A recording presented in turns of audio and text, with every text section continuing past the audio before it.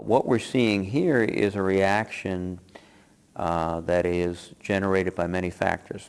First, huge disparities in wealth, and exacerbated recently by tremendous increases in just the cost of living, just to buy the staples of life, to buy food.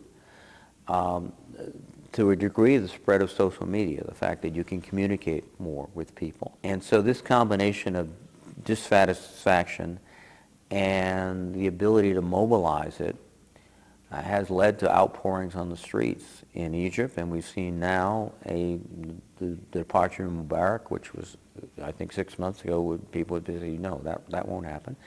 Interesting thing to note, it wasn't the result of introducing 100,000 American military personnel. It wasn't, we're not in a position of garrisoning and, nurturing Egypt. We're supporting them as we must. But this movement, it seems to have some momentum based upon the aspirations of the people of Egypt, which is the strongest motivating force and the force that will sustain democracy. I mean, imposing it from outside is hard. We saw that in Iraq. We see that in Afghanistan. Supporting it as it wells up from the streets, I think, is the better way to go. That has moved now into Libya, and it's chaotic there because there's a difference between Libya and Egypt. They don't have a strong, well-regarded military force that is committed to the nation. They have a bunch of militias that support the Gaddafi family.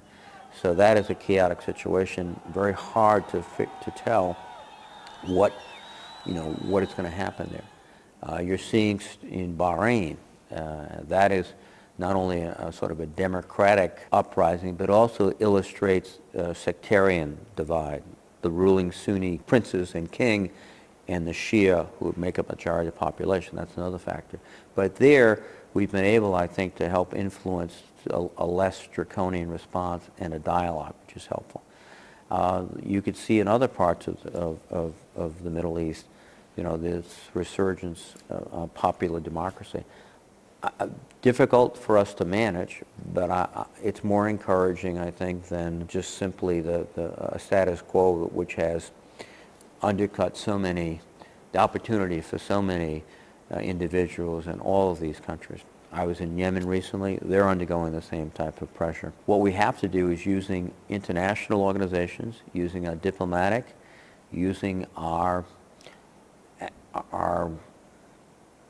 example as a democracy, as much as any type of military force. Our example is to help guide them to where they hopefully want to go, which is a much more participatory democracy, much fairer share of economic activity, so that there's real opportunity. That, I think, will be the glue that holds these countries together, a real sense of opportunity.